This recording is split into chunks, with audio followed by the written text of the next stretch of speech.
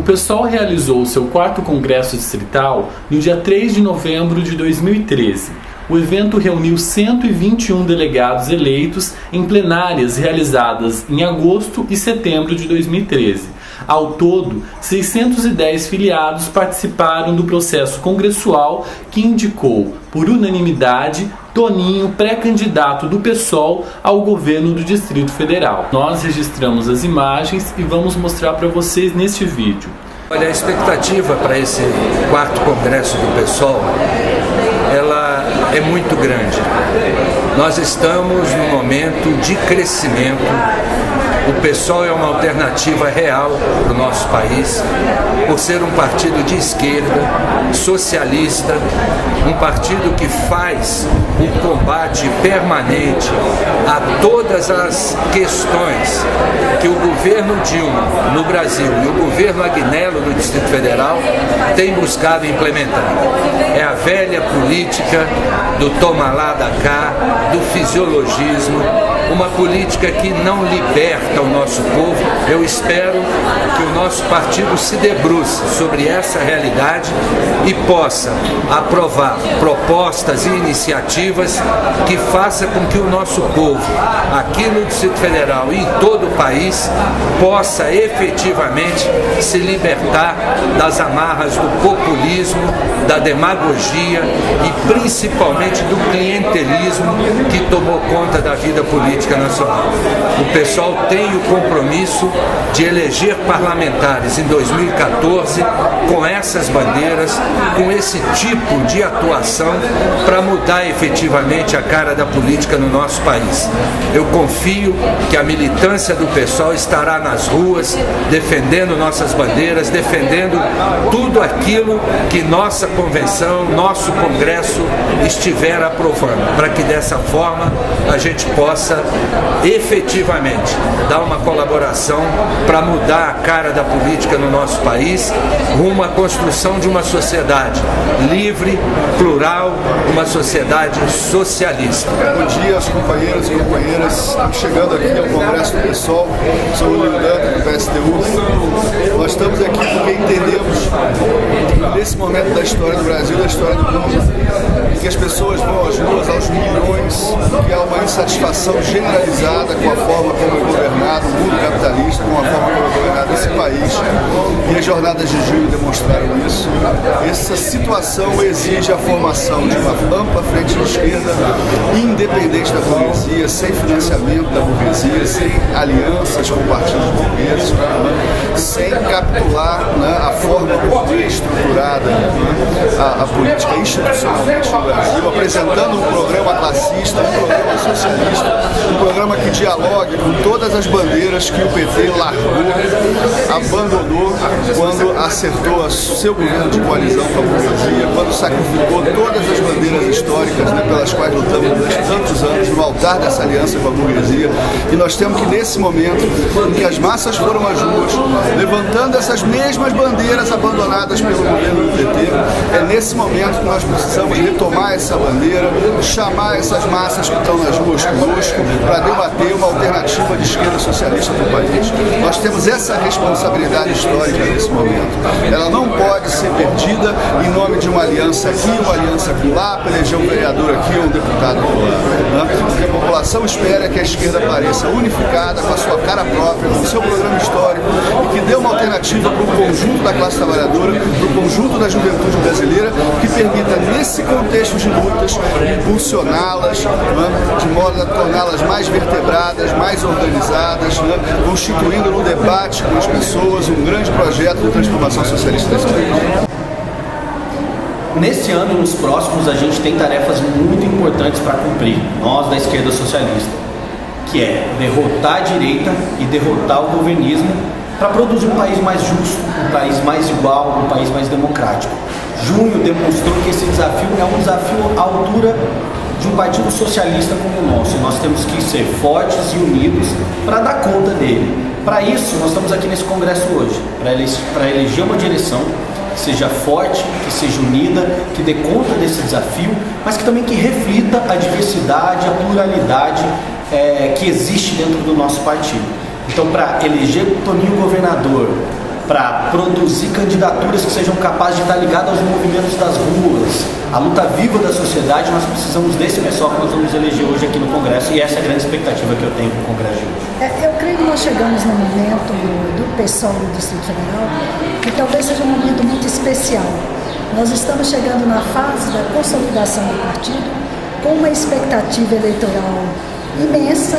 Pela primeira vez se sente que o PSOL ocupou o espaço de um partido de esquerda com reconhecimento da sociedade, e este Congresso é exatamente para se definir as nossas linhas de atuação, seja com o programa para o nosso futuro candidato, que deverá sair daqui, que é o Toninho do PSOL, seja para a nossa atuação da campanha eleitoral.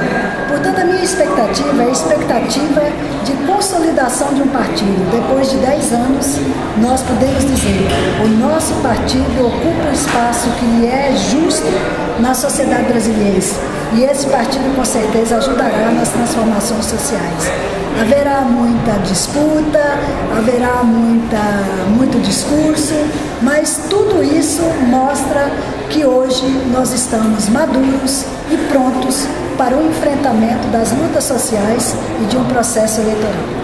Eu vejo que existe a possibilidade de uma união forte para ocupar o espaço aí que está vazio para as esquerdas no Distrito Federal, né? Em torno de nossas candidaturas. E estou animado também porque a organização do Congresso deu lugar, motivou reuniões importantíssimas dos setoriais que começam a organizar e discutir profundamente as questões do Distrito Federal, e com isso abrir a possibilidade de construção de um programa de governo realista, objetivo e que há de conquistar os corações da comunidade do Distrito Federal, né? É assim que eu vejo. No que me concerne, também estou muito animado porque, inclusive, pretendo aqui no Congresso apontar para a criação e a formação de um forte setorial de cultura e tentar demonstrar que isso é uma área muito importante, uma área estratégica.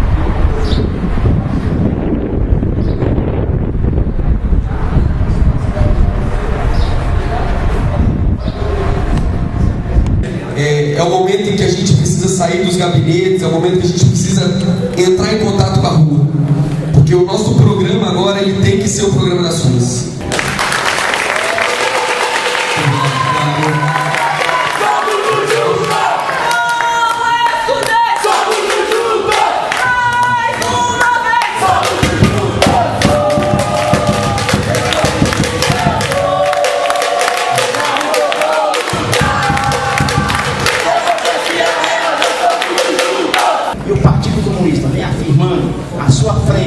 Independente de qualquer interesse do sistema capitalista. Eu acredito que o PSOL, PCB, PSTU e aqueles que realmente pensam num Brasil diferente, que pensam numa educação de qualidade, que pensam numa saúde de qualidade, que nós pensamos em construir um partido, uma frente que realmente venha construir melhor para as classes trabalhadoras. A gente estamos abertos para lutarmos juntos nessa afirmativa de um projeto para o Brasil. Um Brasil sem fome, um Brasil sem miséria, um Brasil que vamos construir diferente desse modelo neoliberal. Portanto, quero saudar esse grande congresso, essa grande frente que possamos construir também. E parabéns a todos os presentes e um bom congresso. Muito obrigado. Agradecer nossos fraternais delegados aqui do PSTU e do PCB e dizer que, pelo conteúdo da exposição de ambos os companheiros, que estamos, podemos dizer assim, nessa fase congressual, abertos ao diálogo proposto pelos representantes dos dois partidos e, independente da direção a ser eleito, tenho certeza que o nosso Congresso também há de aprovar medidas, propostas e uma plataforma com a qual nós faremos esse debate proposto pelos dois companheiros em relação a 2014 e em relação às lutas sociais e políticas que se desenvolvem aqui no Distrito Federal. Portanto, agradeço a presença dos nossos companheiros, são bem-vindos ao nosso congresso e viva a unidade da classe trabalhadora. Viva o socialismo!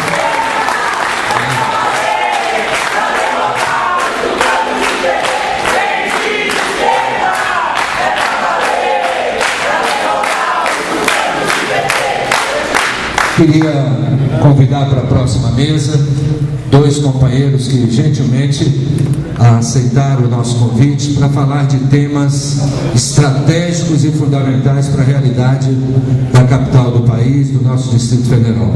Queria convidar o professor Frederico Fróscolo para fazer parte da mesa, professor da Universidade de Brasília e um dos grandes pensadores sobre a realidade do nosso Distrito Federal. Bem-vindo, Fróscolo. Valeu. Queria também convidar o professor Paulo César, da Universidade de Brasília, que se encontra aqui conosco, amigo e companheiro de muitos anos nas lutas políticas e sociais do Distrito Federal. Bem-vindo, Paulo. Que bondade. Essa mesa, até mudando um pouco a dinâmica dos congressos do PSOL, nós dedicamos essa parte da manhã ao debate sobre a realidade da nossa capital. E as contribuições que os companheiros trarão para esse debate, elas são fundamentais para pensarmos o programa de governo do PSOL, pensarmos um provável programa de governo, um possível programa de governo de uma frente de esquerda e de uma frente de todos aqueles que lutam pelas transformações radicais na nossa sociedade. E os dois profissionais que aqui estão, professores da Universidade de Brasília, têm um acúmulo muito importante nas áreas que nós vamos aqui escutar. Nós estamos assim no Distrito Federal nesse momento, diante de vários desafios.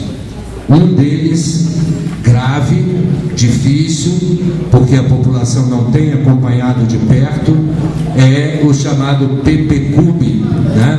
Um projeto de lei encaminhado de autoria do governo do Distrito Federal, que altera praticamente regras fundamentais do tombamento do Distrito Federal, especificamente de Brasília, como patrimônio cultural da humanidade. Esse plano de preservação do conjunto urbanístico de Brasília, o chamado PPCUB, traz em seu conteúdo básico alterações profundas, não só na questão do tombamento, mas no que nós teremos como cidade, caso isso seja aprovado da forma que aí está.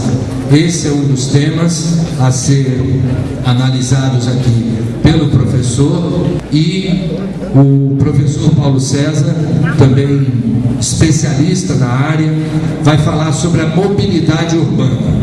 Esse, eu diria, permanente desafio que nós temos para uma capital que não para de crescer, que traz em muitas das suas situações atuais projetos ultrapassados para a nossa capital, caros, caríssimos, para, obviamente, nas mega obras que estão sendo feitas, retribuir aqueles que contribuíram na campanha passada para o governador Agnello.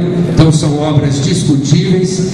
Eu não vou falar sobre o conteúdo, porque quando convidamos os dois especialistas, vocês terão assim uma panorâmica da da gravidade da situação que nós estamos diante dela.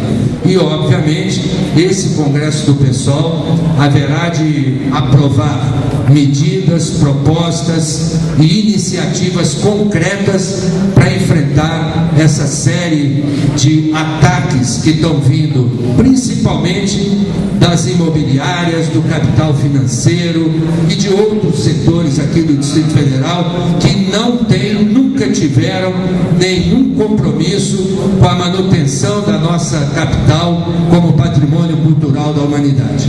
Portanto, os especialistas com a palavra. Bom, obrigado, Toninho, obrigado a todos os amigos, companheiros do Partido do Sol. O PSOL toma uma iniciativa que eu, ao longo dessa minha vida de urbanista, arquiteto, é rara, porque a fala acerca da questão urbana, de um ponto de vista antagônico ao que está acontecendo hoje, com esse governo do PT, é algo seríssimo. A avaliação dessa conjuntura é muito abrangente. E colocarmos nesse Congresso do partido a questão urbana mostra a importância que ela tem, simplesmente porque a questão urbana em Brasília é a questão do só tudo aqui é questão urbana. O Distrito Federal é pequeno demais. O Distrito Federal é município e estado ao mesmo tempo e abriga a capital da República.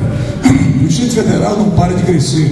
Nós estamos com 2.700.000 habitantes e crescendo. Nós vamos atingir ainda nessa década os 3 milhões de habitantes. Nós vamos atingir uma rede, que é essa rede de integração econômica, que envolve os municípios vizinhos. Vamos atingir os mais de 5 milhões de habitantes também nessa década. A especulação imobiliária está fervendo. Brasília é uma galinha dos ovos de ouro do setor imobiliário.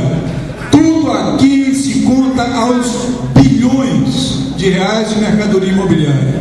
Então, setores muito poderosos, setores muito bem organizados e com uma estratégia de manipulação política e de investimento de capital, como nunca aconteceu, estão convergindo em Brasília.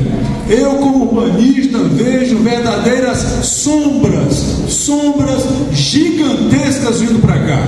Se a gente pega a história do urbanismo de algumas cidades brasileiras, como por exemplo São Paulo, a gente vê 400 anos de bagunça muito piorada nesse século passado. São Paulo exemplifica algumas coisas que já estão acontecendo aqui no Distrito Federal, mas que a gente deve estar atento. A defesa de um partido que opere pela esquerda, pela crítica, deve brigar, lutar pelos espaços públicos. Eu cito o exemplo de São Paulo, porque São Paulo cresceu esmagando sistematicamente espaços públicos. Vocês sabem como é que São Paulo cresceu? De loteamento em loteamento, em loteamento, em loteamento. Tudo privado.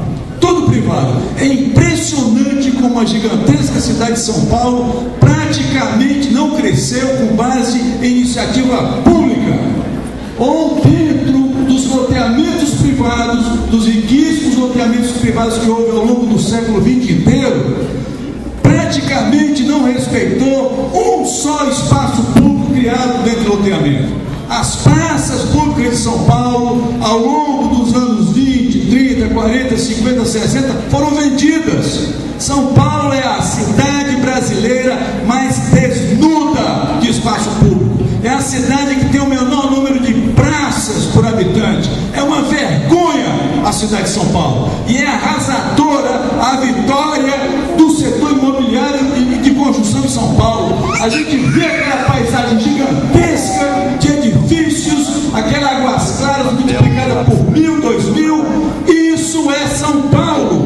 E outra coisa, isso é Brasília. Se nós não fizermos nada, porque Brasília nasce do oposto a São Paulo. Queiramos ou não, quando o Distrito Federal foi implantado, a cidade iniciou-se com esse desejo de um espaço ser público, de nós assegurarmos qualidade de vida para a população a partir de um projeto controlado do espaço público. Nunca perdemos tanto controle quanto nesse período de autonomia política. É uma vergonha dizer isso. Os governos militares nos deixaram uma Brasília límpida, nos deixaram uma Brasília preservada. Que diabos é isso? Que democracia é essa que pega dos milicos uma Brasília preparadinha para a gente fazer um grande trabalho da cidade do trabalhador, da cidade da cidadania, e a gente transforma nessa porcaria em tempo real, com gente eleita? Claro, gente eleita, Roriz eleito, Cristóvão Buarque eleito, Arruda eleito, Aguinaldo eleito. Então a gente dá para compreender por que nós perdemos o passo. O que está em jogo é muito dinheiro, e esses governantes têm correspondido às expectativas de quem tem dinheiro. Então a luta é imensa, a luta é imensa. Então, da questão da mobilidade, da acessibilidade, de assegurarmos serviços públicos de qualidade. Mas o governo do Distrito Federal, nas mãos de um partido, de um grupo político, técnico, social, com responsabilidade, consegue virar esse jogo. Esse é o ponto pelo qual aceitei o convite, estou aqui, embora ainda não filiado ao PSOL e filiado, como nós dizemos lá, ao partido da universidade. Esse desejo de ter liberdade de criticar o PSOL e de criticar quem quer que se apresente no palco das políticas públicas. No caso agora desse PP Clube, nós enfrentamos uma crise gravíssima de desrespeito a algo excepcional para a nossa cidade. Essa conquista do título pela Unesco de Brasília Patrimônio Cultural da Humanidade é algo polêmico. Não sei se vocês sabem, mas esse título só foi conquistado por iniciativa do Zé Aparecido de Oliveira, que foi governador biônico, indicado por Tancredo Neves, e que sobreviveu à posse de José Sarney como presidente da República. O Zé Aparecido foi governador de 85 a 88. Ele saiu por canalices em tempo real que ele cometeu à frente do governo do Distrito Federal. O Zé Aparecido não era desonesto. O Zé Aparecido era truculento. Ele fez uma política de erradicação de população pobre horrorosa, que ele chamou de retorno com dignidade, onde ele pegava a população carente, colocava dentro de ônibus e perguntava ao primeiro que estava no ônibus: de onde é que você vem? Ah, eu venho de Codó, no Maranhão, eu venho de Altamira, no Pará. Toca o ônibus e leva esse povo para lá. E ele fez isso dezenas de vezes. Ele fez uma política tão agressiva à população pobre que até o Correio Brasiliense, até os setores mais reacionários reagiram e lutaram pela saída do Zé Aparecido, que acabou embaixador em Portugal, não se sabe o que fez, e assume bionicamente Joaquim Domingos Roriz. Antes disso, o Zé Aparecido, na pretensão de defender Brasília, cria uma equipe muito boa para tentar conquistar junto à Unesco esse título de Patrimônio Cultural da Humanidade. É aí que entra a história do Patrimônio Cultural da Humanidade, como uma maneira, uma tentativa nobiliárquica, né, notável. Esse pessoal gostava muito de formar comissões de notáveis, né, para salvar Brasília. Eles pensaram assim: se Brasília tiver esse título, ela está salva, porque é um título muito bom, é dado pela ONU, pela Unesco. Ao lado desse título estão os grandes tesouros da humanidade, e não há ninguém no mundo que possa prestigiar um título como a própria Unesco. Então nós traremos esse título para Brasília, e foi um jogo arriscado, porque não existe patrimônio cultural da humanidade tão jovem, não existe. O grupo que analisou o caso de Brasília, trazido por Brasília, foi muito exigente e acabou concedendo naquela Brasília preservada pelos militares esse título. Então preste atenção no que está acontecendo. Nós estamos lutando por algo muito especial, e é paradoxal, é contraditório. É uma cidade de exceção, mas que também é um tesouro de exceção. Como é que a gente lida com isso? O Zé Aparecido deu uma solução que nós estamos, de alguma maneira, lutando por ela até hoje. Então, o que nós temos com esse patrimônio cultural da humanidade nunca pode ser um objeto lá na prateleira da vovó Aparecido. Ele tem que ser algo que diz respeito ao seguinte: o plano piloto de Brasília, que foi objeto desse prêmio, ele é um exemplo de urbanismo que não foi seguido. Ele é um exemplo de qualidade de vida que não é aplicada na maior parte dos bairros de Brasília. No plano piloto não moram nem 300 mil pessoas. Em Brasília moram mais de 2,5 milhões. E esses 2,5 milhões não vivem na cidade parque. Então, um dos compromissos do urbanismo de Brasília continua a ser levar a cidade parque, o Distrito Federal inteiro, levar a qualidade de vida absolutamente viável e sustentável de um plano piloto de excelente qualidade, como exemplo para as cidades do Brasil inteiro. Isso é absolutamente possível. Mas nesse momento, o governo Agnello faz uma das maiores canalices que, como urbanistas, a gente pode contemplar na cidade. Ele está vendendo a cidade. O PPCUB, que é o Plano de Preservação do Conjunto Urbanístico de Brasília, ele deveria ter sido elaborado em 87, quando foi dado o título. Aquele povo era tão desconcertado que lutou por um título, mas não lutou pelas formas concretas de preservar esse título. É uma contradição maior ainda. 25 anos, 26 anos depois é que nós estamos fazendo um plano de preservação de uma coisa criada lá atrás. Está valendo? Está valendo. Mas olha o que é que os caras fazem. Eles fazem com que a oportunidade do plano de preservação se transforme numa oportunidade de especulação. Eles estão arrebentando o lago, eles estão arrebentando o eixo monumental, eles estão consolidando as milhares de negociatas feitas com invasão de comércio local, eles estão concedendo as áreas de entrequadra das escolas públicas, dos clubes públicos, que deveriam ser concedidos às prefeituras comunitárias para a iniciativa privada, para o Paulo Otávio, para a turma do Sinduscom, para a turma do Filipelli, para a pior escória dirigente desse capitalismo de Brasília. E esse pessoal não está brincando. Esse pessoal conta com a expectativa de ganho enorme. Só o setor noroeste, o pseudo setor ecológico de Brasília, ele está formando uma mercadoria imobiliária, que é uma mercadoria que nasce do trabalho operário, do trabalho do Brasil, de impostos e investimentos capitalizados. Mas não havia, aspas, nada. Havia sim, havia terra pública, havia terra de Brasília. Em cima dessa terra pública e terra de Brasília, são quase 20 bilhões de reais de mercadoria imobiliária criada. Além disso, o governo do Distrito Federal, Agnello, acaba de incorporar uma proposta criminosa do Luiz Estevão de Oliveira, ex-deputado distrital, senador cassado do Brasil, que criou uma área urbana gigantesca só para ele, a Oqueilândia, no sul do Distrito Federal. Se o setor noroeste parecia grande, uma grande mentira, multiplique por 40 a mentira da Oqueilândia. É uma área gigantesca, cabem 40 setores noroeste lá dentro. É algo da ordem de 40, 50, 60 bilhões de reais de mercadoria imobiliária, ainda no pré-cálculo modesto. Então nós estamos diante de nós um desafio enorme. Seja qual for o governo eleito no Distrito Federal, vai ter que lidar com a questão urbana de Brasília, que é uma questão sórdida. Só para finalizar, eu vou dizer para vocês, quer dizer, no Distrito Federal, hoje, nós estamos na beira da insustentabilidade, com 2,7 milhões de habitantes, caminhando para os 3 milhões de habitantes. Vocês sabem o quanto este Distrito Federal consegue suportar de população? Se houver sustentabilidade, a gente pode chegar aos 8 milhões. Mas é uma cidade muito especial.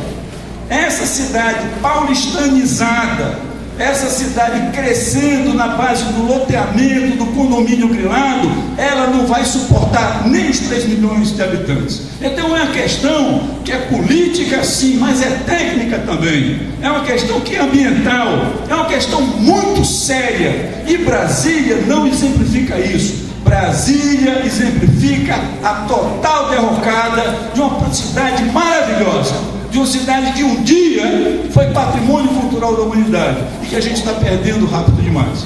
Então vim aqui aproveitar, fazer junto a vocês a defesa. A questão urbana é a questão do só tudo em Brasília. Ela reúne todas as variáveis. É crucial que resolvamos essa questão. Muito obrigado. Muito obrigado, professor Frócio. Muito importante esse seu depoimento, essa sua fala, para as nossas reflexões. Nós vamos ter o ano que vem uma dura batalha contra esses setores que querem realmente desfigurar completamente a capital do nosso país, e esse título importante que foi conquistado pelo ineditismo, né, do planejamento da nossa capital. E você fez aqui um depoimento fantástico, uma diretriz para a nossa militância na campanha de 2014. Muito obrigado, viu, Frederico? Vou passar a palavra ao professor Paulo César, que terá em torno de 20 minutos, pode ser mais ou menos. Fique à vontade. Bom dia a todos e a todas, bom dia aos companheiros do Ninho do Pessoal, do Henrique Frosco, companheiros de muitas lutas, muitas batalhas. Aliás, é com alegria que a gente queria parabenizar, né, a iniciativa do Partido Socialista e Liberdade de trazer para uma discussão importante que é para a cidade, não apenas as pessoas identificadas claramente, ou, digamos assim, organicamente com o partido, mas as pessoas que são companheiros de luta nas mais diversas frentes, né? Eu acho que isso é uma coisa muito, muito importante, muito rica, enriquece o debate da cidade e certamente vai ajudar a construir propostas de plataforma eleitoral, mas não só, propostas de conteúdo para as frentes de batalha que nós teremos na América. Muita alegria que a gente identifique aqui as pessoas que são companheiros e companheiras de luta nas mais diversas frentes, em diversos momentos, e que continuam mantendo essa unidade política. Eu acho que isso é muito legal. Gostaria de parabenizar o partido por essa iniciativa e falar da satisfação de vir aqui para conversar um pouco sobre, talvez com menos propostas do que a expectativa das pessoas que convidaram a gente. Talvez seja um pouco frustrante, porque tem menos propostas e mais um pouco de reflexões e sistematização sobre assuntos que já são por demais conhecidos por todos nós. Mas acho que é legal que a gente tenha, é bom que a gente tenha essa oportunidade de discutir esses aspectos e, quem sabe, contribuir para alguma formulação que vá além da questão eleitoral, como eu falei aqui, como foi falado na mesa de abertura, além da questão eleitoral. É uma plataforma política que precisa unificar as diversas lutas dos movimentos sociais, não só na eleição do ano que vem, mas ao longo da história que a gente tem que construir com as nossas próprias mãos. Muito bem, transporte, mobilidade urbana no Distrito Federal, né? Esse o tema, esse é o assunto que fui convidado para falar aqui, para debater um pouquinho. Acho que todo mundo concorda que sistemas de transporte são meios. É o direito que todos nós temos, é o direito que devíamos ter, é o direito à cidade, ao pleno usufruto do que as cidades oferecem. E esse direito só vai se realizar, só é possível de se realizar, se os sistemas de transporte existirem para permitir, como meio, que essas atividades sejam realizadas. O direito que a gente está falando aqui não é o direito de construir, o direito de implementar soluções, é o direito das pessoas viverem plenamente a cidade. Esse é o contexto que eu não preciso me alongar um pouco mais do que isso aqui, é só para pontuar um assunto que o Frederico Frosco acabou de expor aqui, o que é a cidade, quem tem direito sobre ela e quais são os mecanismos que a gente tem para ter para poder usufruir desse direito. No DF, faz muito tempo que o transporte, o sistema de transportes não é um meio para viver a cidade. Antes disso, é uma barreira ao usufruto da cidade. O sistema de transporte, por diversas razões, não é um sistema que permite que todas as pessoas consigam viver bem o território que nos foi, onde nós optamos por viver, as facilidades que a cidade, não é isso, né? O sistema de transporte funciona como uma barreira, principalmente para as populações, para as camadas de população menos favorecidas, aquelas que moram mais distantes. É assim que funciona o sistema de transporte. Também não é um serviço público como é entendido, como está previsto em todos os artigos. Todo mundo que pensa sobre transporte pensa como o transporte como um serviço público. Não é. No Distrito Federal, há muitos anos, se não sempre, os serviços de transporte são um grande negócio. Né? Um grande negócio que, inclusive, os que operam, os prestadores desses serviços, vivem reclamando que estão no prejuízo, que não tem caixa, que precisa aumentar a tarifa, tem que rever e tal, porque estão trabalhando no prejuízo, mas não largam o osso. Não largam o osso. Se fosse, se desse, eu não sei que é um samaritanismo impressionante, né? Operam no prejuízo, mas não largam o osso. Não querem deixar de operar esse sistema. É um grande negócio, um negócio fechado. É uma grande caixa preta. Nós não sabemos como é que funciona, quais são as operações que permitem que esse negócio que dá prejuízo seja tão atrativo para as mesmas pessoas. São as mesmas pessoas, os mesmos grupos que operam o sistema de revenda de veículos individuais, os carros do Distrito Federal são os mesmos grupos. Os mesmos grupos que operam a especulação imobiliária que o Frederico Flótimo acabou de contar, pincelar aqui um panorama. Então são esses mesmos grupos, olha, as associações desses grupos que permitem que esse serviço seja um grande negócio. E esse negócio, como em qualquer lugar onde impera o capitalismo, na forma como nós conhecemos, mas eu não conheço outra forma, o capitalismo é capitalismo, um grande negócio que só visa a reprodução do capital para aqueles que estão operando o negócio. Então, perde o sentido do serviço público. Acho que a gente tem uma conjuntura que é positiva. Não é que isso vai resolver grandes coisas, não é que isso vai ser a solução para todos os males. Mas acho que na conjuntura se apresenta uma luta que pode vir a colocar em pauta, colocar na agenda política do país uma discussão importante. Eu falo da PEC 90, é uma proposta de emenda constitucional da deputada Luísa Erundina, que depois das manifestações, depois das jornadas de junho, ganhou uma certa celeridade na tramitação, e eu pessoalmente considero que é uma iniciativa muito importante. A PEC é simples, é introduzir no capítulo 6º da Constituição Federal o direito à mobilidade urbana como direito social.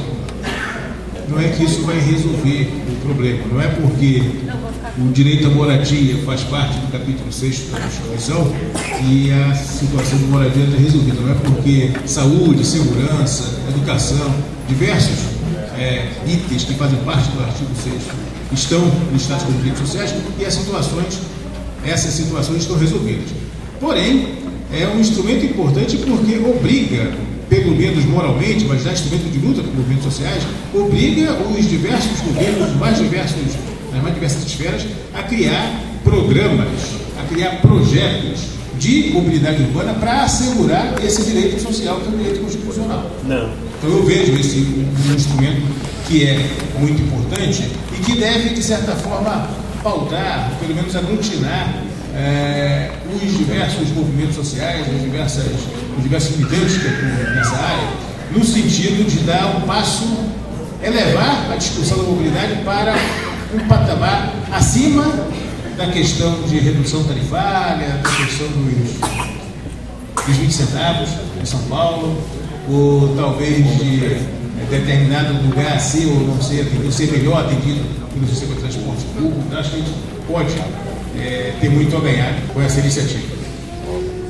Especificamente aqui no Distrito Federal, essa talvez seja um dos casos mais graves de transformação de apropriação do serviço de transporte como um negócio e não como tratamento de serviço público. Talvez seja um dos casos mais graves no Brasil. De certa forma, tem uma simetria grande com a linha do tempo que o Frederico Flótimo falou aqui em relação à preservação da cidade, então o que era Brasília, Distrito Federal, antes e o que virou depois da autonomia. Com isso, eu tenho certeza que o Fred não estava querendo dizer isso, né, que vivíamos melhor antes da autonomia, ou que os governos militares eram melhores do que os governos pós derrubada do fim do ciclo militar. Eu tenho certeza que não foi isso que ele quis dizer, não foi isso que ele disse, e não é isso que eu estou querendo dizer. Eu apenas estou fazendo uma relação entre a cronologia do tempo em que existia uma centralização, nós não tínhamos autonomia no Distrito Federal, o sistema de transporte não era uma maravilha, não, mas era melhor, bem melhor do que é hoje. E não é porque o sistema, a população era menor, as áreas atendidas eram mais escassas, não é por isso não. É porque a forma de tratar era diferente.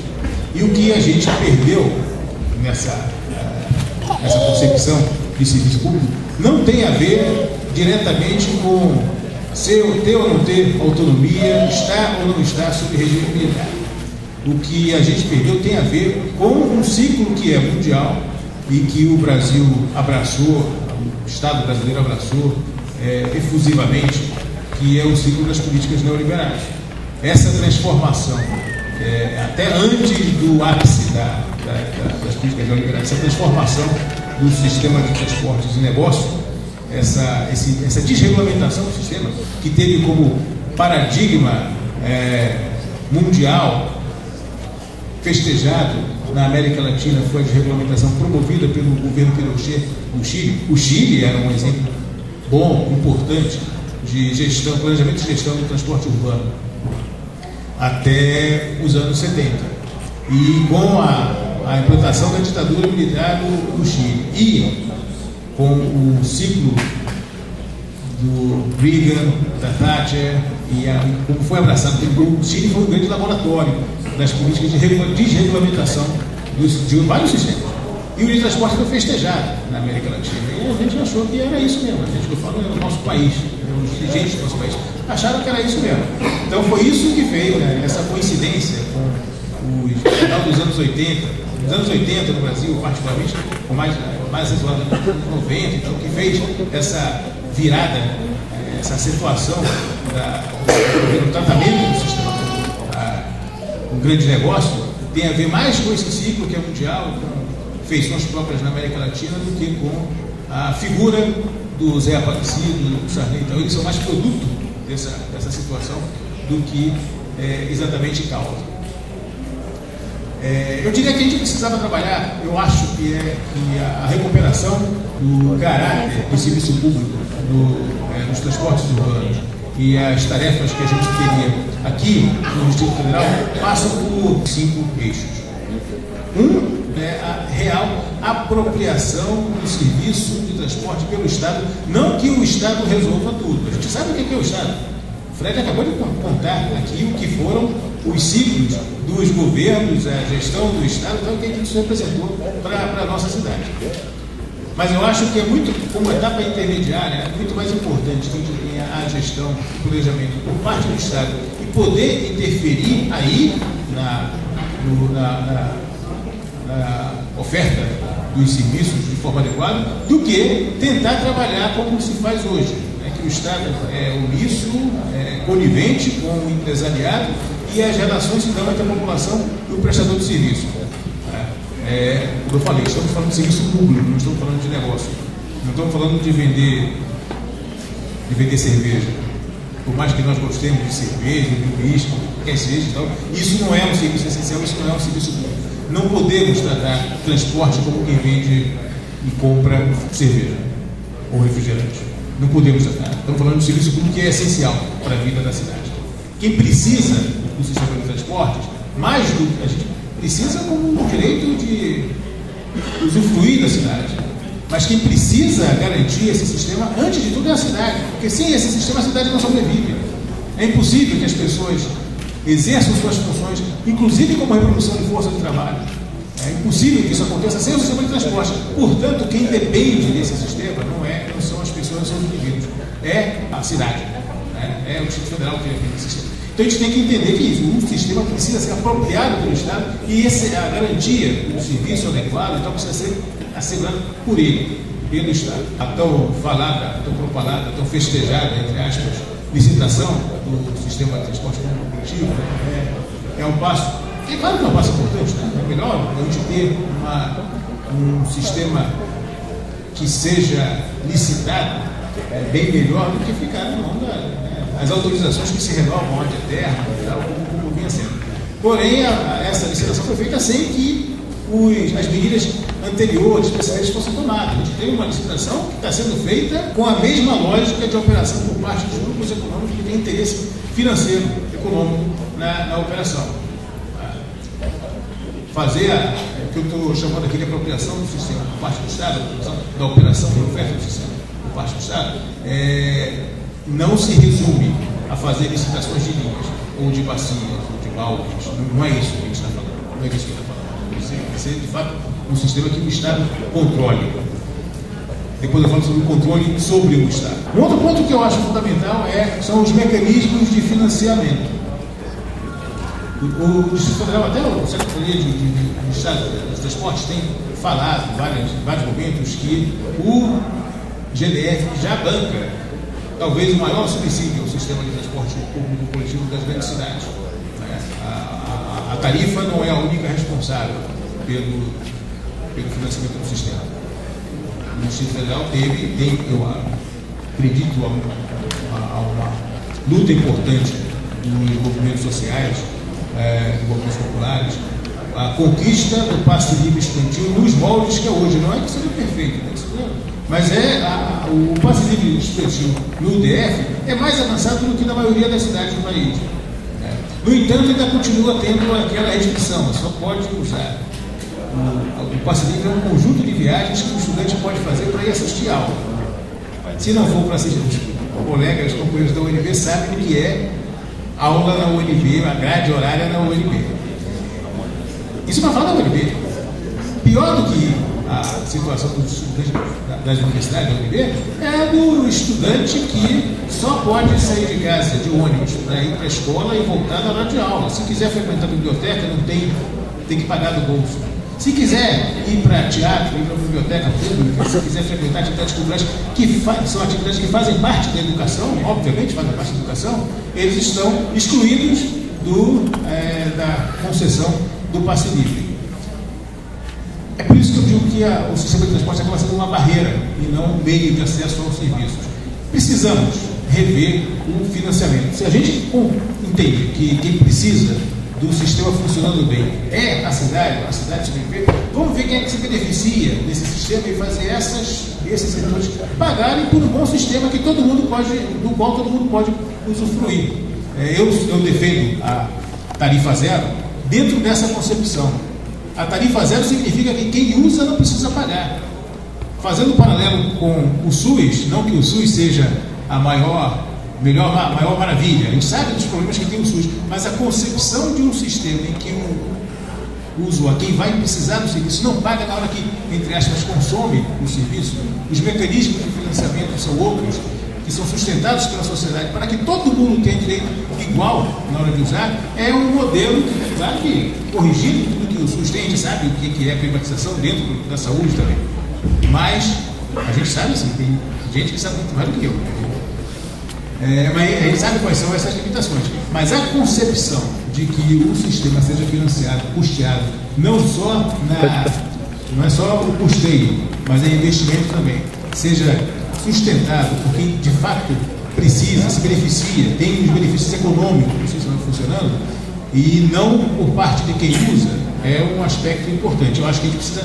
Isso, obviamente, não se resume à questão da mobilidade. É preciso que se trabalhe com que eu chamo de uma mini reforma tributária, em que seja quais são as fontes para os mais diversos serviços públicos, etc., e que essas fontes sejam acionadas para não onerar o elo mais fraco da corrente. Mas o argumento contra a tarifa zero é de que o sistema todo é muito caro para ser sustentado pelo governo. Então, se é muito caro para ser sustentado pela sociedade, de modo geral, vamos deixar que as pessoas mais pobres paguem pelo sistema, que é mais caro. Essa lógica, isso não tem lógica. Não é possível trabalhar assim. Então, essa questão de financiamento é bem importante. Aí tem acho que uma referência importante são as notas técnicas, recentes notas técnicas número 2 e 3 do IPEA, sobre uma delas, eu esqueci agora qual é a 2, qual é a 3. Uma delas analisa o que é a tramitação dos projetos de lei relacionados com a mobilidade urbana no Congresso antes e depois de junho de 2013. É um marco que foi. Isso é um aspecto importante que talvez precisasse ter mais divulgação. A importância que tem a mobilização da população para fazer a máquina do Estado funcionar. Essa nota técnica é boa, isso. Mas a outra nota é a que fala de financiamento e tarifação do sistema de transportes e elenca uma série de possíveis fontes de financiamento que reduziria uma tarifa. Eu vou um pouco mais adiante, eu acho que deve reduzir a tarifa a zero. O usuário não precisa pagar a tarifa na hora que usa o serviço. Eu vou um pouquinho mais além. Mas os mecanismos estão lá. E se esse cálculo for feito direitinho, então a gente vai achar as fontes de financiamento que permitem a eliminação da cobrança de tarifa por parte de quem. Todos, eu sou o Hugo, eu sou o presidente do Movimento Erechim. Isso eu acho que não dá para começar essa fala, não dá para falar de juventude sem se lembrar do que foi junho, do que foi o levante da juventude nas ruas.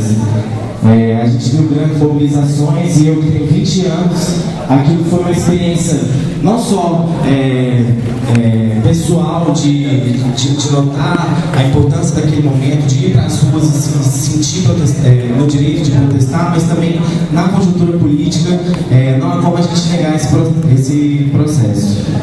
E assim, embora a gente tenha notado um clima difuso, uma política pouco clara, e a gente viu cartazes desde, sei lá, contra os abusos da Copa do Mundo até a redução da maioridade penal, a gente notava que havia um sentimento ali de que a juventude estava lutando pelo direito de protestar, pelo direito de ter voz ativa. E eu acho que para a gente, enquanto organização política, o que a gente tem que tomar junho como exemplo é de que a juventude não quer aceitar ser dirigida. A juventude, ela quer ter o direito de decidir sobre o próprio futuro. E eu acho que essa reflexão é a que deve fundamentar a nossa atuação. E para isso nós precisamos compreender essa juventude que está surgindo, essa juventude que quer ter o direito de construir um novo mundo. E aí a gente vai ter que compreender, não só compreender essa diversidade de estratégia, essa diversidade de concepção política, para que a gente esteja do lado das pessoas que estão em contradição com o capital, do lado das pessoas que estão em contradição com as instituições estabelecidas. Então, eu acho que nós precisamos construir um partido que esteja atuante nos movimentos sociais, com respeito à autonomia deles. Nós precisamos construir um partido que dialogue com as pessoas, que politize os diversos espaços, numa construção de base. Enfim, para terminar, uma fala bem curta, eu acho que nós precisamos construir um partido cada vez mais jovem. Eu acho que isso não significa meramente ter pessoas com menos idade no partido. Construir um partido jovem é construir um partido que mantém a história viva. Construir um partido jovem, o partido jovem é aquele que apresenta alternativas, que encanta as pessoas para a construção de um novo mundo. E, enfim, construir um partido jovem, o partido jovem é aquele que mantém a rebeldia, é aquele que mantém vivo o espírito revolucionário que só os socialistas e as socialistas têm. É isso, muito obrigado. Professor Jorge Antunes, em nome aí da questão cultural, quer fazer um convite, uma mobilização geral do nosso partido. 3 minutos. Bom dia, companheiras e companheiros. O que me traz aqui, na realidade, é uma fala para fazer um chamamento, uma conclamação. O nosso partido vem avançando através de importantes discussões internas que congregando vários ativistas de diferentes áreas. A juventude, o setorial da juventude, que estamos avançando, o setorial de mulheres, o setorial de direitos humanos, etc. Mas uma área que está bastante carente no nosso partido, que é a área cultural.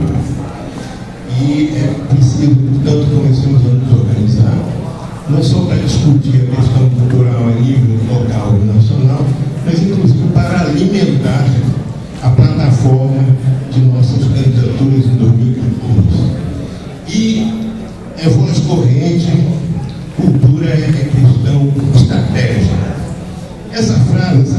população, cultura é uma questão estratégica, não é uma frase de efeito. Basta tentarmos responder a seguinte pergunta: o que é que faz com que uma nação, um povo, seja admirado e respeitado? É o seu poderio militar? É a sua capacidade tecnológica de praticar espionagem? Não. Há mais de 2000 anos atrás, o grande poderio militar romano invadiu Grécia, ocupou, dirigiu, governou, oprimiu. E o que ficou depois de passados mais de 2000 anos? O que ficou foi a cultura grega. E é preciso que a gente não se esqueça disso. O problema do Distrito Federal é sério, sempre foi na questão cultural. Ainda mais com a assunção do governo Agnello Filipelli, quando, logo após a posse, nomearam para a Secretaria de Cultura paraquedistas, verdadeiros paraquedistas importados de Tocantins, gente que não conhece a história cultural do DF, a vocação cultural do DF. Resumindo, eu queria conclamar os companheiros, aqueles que fazem a prática cultural, para que nos comecemos a nos reunir. É basicamente isso. Obrigado.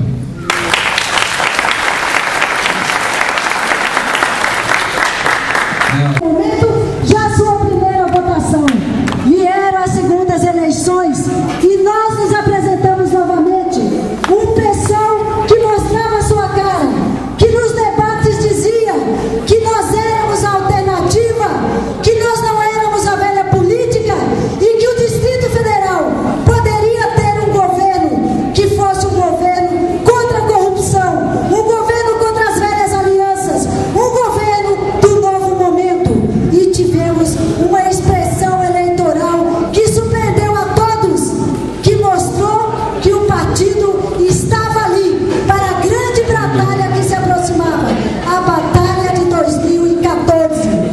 Essa é a nossa grande batalha, a batalha onde nós vamos provar que a alternativa socialista é uma alternativa que o povo entende, é uma alternativa que o povo quer, é uma alternativa com um programa de governo, onde a tarifa zero, onde a mobilização popular, onde a construção dos conselhos, tudo isso estará presente para que nós sejamos de fato um governo popular e democrático, e um governo popular e democrático com um candidato que representa esta expressão: Toninho governador.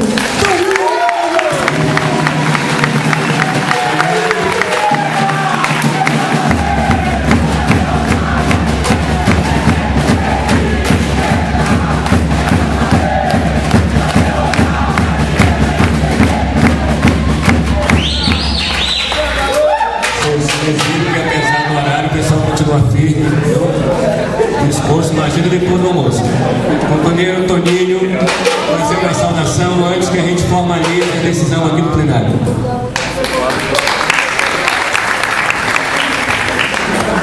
Queridos companheiros e companheiras, poderia ser assim sucinto, né? Dizer que eu aceito a tarefa, o desafio de mais uma vez levar as bandeiras, o programa, o conteúdo de uma proposta verdadeiramente de mudanças aqui para o Distrito Federal. Então, é óbvio, quero que vocês saibam que estou disposto a fazer a campanha como fiz nas versões anteriores, nas ruas, tratando diretamente com o nosso povo, falando aos corações e mentes da nossa população que é possível mudar o Distrito Federal. Eu fiquei muito contente de ouvir duas posições extremamente radicais para questões fundamentais da capital do nosso país: a questão da mobilidade urbana e a questão relacionada ao aspecto fundiário da capital da República. e dessa relação com o chamado entorno do Distrito Federal, que na verdade são mais de 1 milhão de habitantes que estão aqui nas proximidades da nossa capital. Então os desafios são muito grandes para esse momento da história política da nossa capital. Eu quero dizer a cada um de vocês, a cada uma das correntes de pensamento do nosso partido, eu estou à disposição desse trabalho. É um trabalho, é uma tarefa militante. Eu tenho 38 anos de militância política ininterrupta. Comecei como militante estudantil na antiga UEG, Universidade do Estado da Guanabara, no Rio de Janeiro, e nunca me afastei do ideário socialista.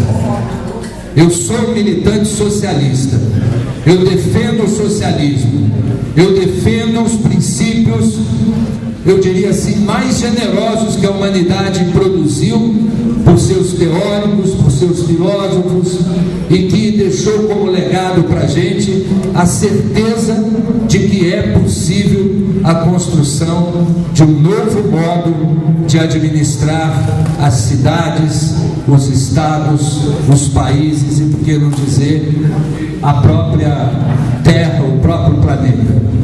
Então, assim, eu estou à disposição dos companheiros e companheiras. Isso não vai, quero que todos saibam, impedir que discutamos, debatamos as nossas diferenças. Isso é fundamental para preservar o espírito fundacionista do PSOL, que o PSOL surgiu como um ato de rebeldia à ditadura do PT, à fuga do PT do programa histórico que ensejou a fundação desse partido. Então o PSOL, eu poderia dizer, uma espécie, um modelo de partido que não se adaptou, não se vendeu, não se entregou à facilidade da política institucional no nosso país. Ao contrário, todos nós resolvemos, decidimos que era fundamental continuar fazendo política com ética, com honestidade, com participação popular, sabendo ouvir o que pensa o nosso povo, a classe trabalhadora, o vigilante, a dona de casa, o rodoviário, o metalúrgico, o professor doutor. É um partido que dialoga com amplos setores da sociedade. Eu quero ser porta-voz desse sentimento popular, com alianças com os nossos companheiros que têm a mesma identidade, com a base. Quero que os companheiros guardem isso. Nós podemos aliançar com as bases de muitos dos partidos que aí estão. Tem gente no PT que não suporta o rumo que adotou o PT.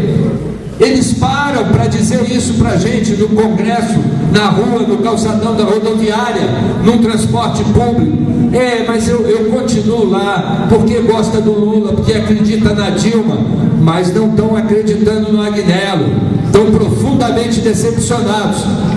Uma candidatura como a nossa, do PSOL, tem que saber dialogar com esses segmentos. Nem todo petista é bandido. Então que a gente saiba tratar desses temas com muita maturidade. Quero aqui publicamente pedir desculpas ao companheiro índio. Eu fui agressivo com ele lá no credenciamento. Ele foi agressivo comigo e com um companheiro também. Ele iniciou a agressão, mas eu não tinha o direito de falar o que eu falei para ele. Tá certo? Cadê? Eu não estou vendo o índio. Estou pedindo desculpas ao companheiro. E deixo um abraço a cada um de vocês. Estou à disposição das resoluções coletivas do meu partido. Um abraço.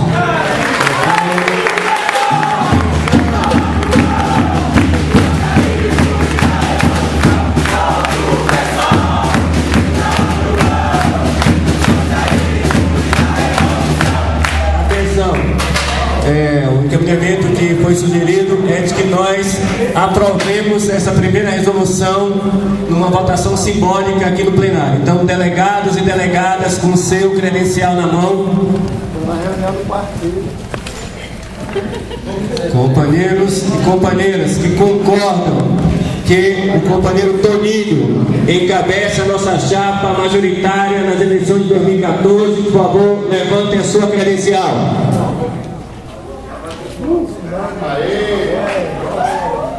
Obrigado. Companheiros que discordam, companheiros que se abstêm, aprovado por unanimidade.